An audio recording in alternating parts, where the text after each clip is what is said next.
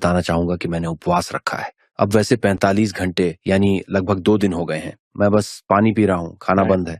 मैंने ये इस बातचीत के सम्मान और तैयारी के लिए किया है, ताकि हम अध्यात्म वाले तरीके से बात करें।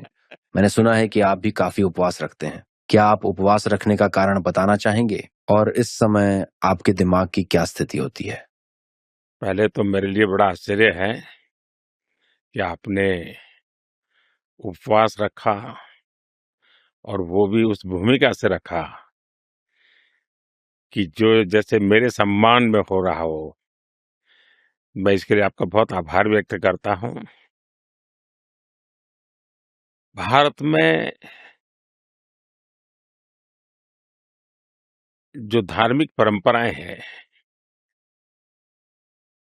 वो दरअसल जीवन शैली है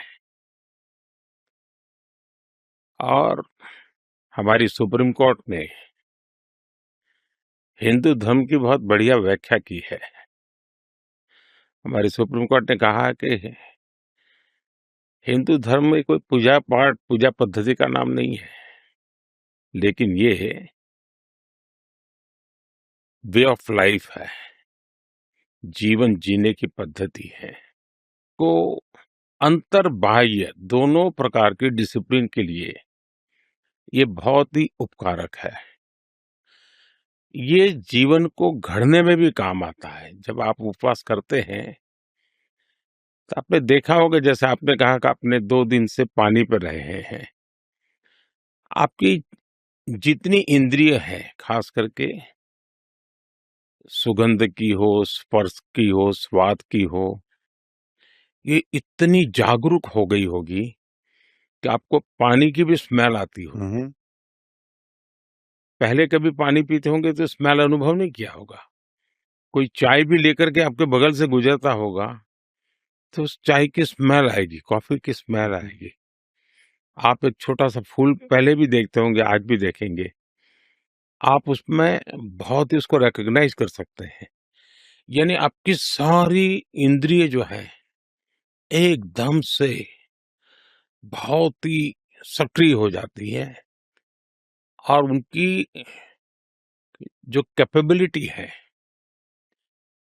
चीज़ों को एब्सॉर्ब करने की और रिस्पॉन्ड करने की, अनेक गुना बढ़ जाती है। और मैं तो इसका अनुभवी हूँ। दूसरा मेरा अनुभव है कि आपके विचार प्रवाह को ये बहुत ही शार्पनेस देते हैं, नयापन देते हैं। आप एकदम से आउट ऑफ बॉक्स। मैं नहीं जानता हूँ औरों का उपवास का यही अनुभव होगा, मेरा है। दूसरा, ज्यादातर लोगों को लगता है कि उपवास मतलब खाना छोड़ देना, खाना न खाना। ये तो हो गया एक फिजिकल एक्टिविटी। कोई व्यक्ति किसी कठिनाई के कारण उसको कुछ खाना नहीं मिला, पेट में कुछ नहीं गया, अब उसको कैसे उपवास मानेंगे? ये एक साइंटिफिक प्रक्रिया है। अब जैसे मैं लंबे समय पर उपवास करता हूँ, तो उपवास के पहले भी मैं 5-7 दिन पूरे बॉडी को इंटरनली क्लीन अप करने के लिए जितने भी आयुर्वेद की प्रैक्टिसेस हैं, योगा की प्रैक्टिसेस हैं, या हमारी ट्रेडिशनल प्रैक्टिसेस, उनको करता हूँ। फिर मैं कोशिश करता हूँ उपवास एक्चुअली शुरू करने से पहले बहुत पानी पीना, मैंने हो सके उतना ज्यादा पानी पीना। तो डिटॉक्सिफिकेशन जिसको कहें, इसके लिए एक प्रकार से मेरा बॉडी रेडी हो जाता है। और फिर जब मैं उपवास करता हूँ तो मेरे लिए उपवास एक डिवोशन होता है, मेरे लिए उपवास एक डिसिप्लिन होती है। और मैं उपवास के समय कितनी ही बाहर की गतिविधि करता हूँ, लेकिन मैं अंतर मन में खोया हुआ रहता हूँ, मेरे भीतर रहता हूँ। और वो मेरा एक्सपीरियंस एक बहुत अद्भुत अनुभूति होती है। और ये उपवास मैं कोई किताबों को पढ़ कर के या किसी के उपदेश के कारण या मेरे परिवार में अगर कोई कारणसर उपवास चल रहा है तो उन चीजों से नहीं हुआ है। मेरा खुद का एक एक्सपीरियंस था।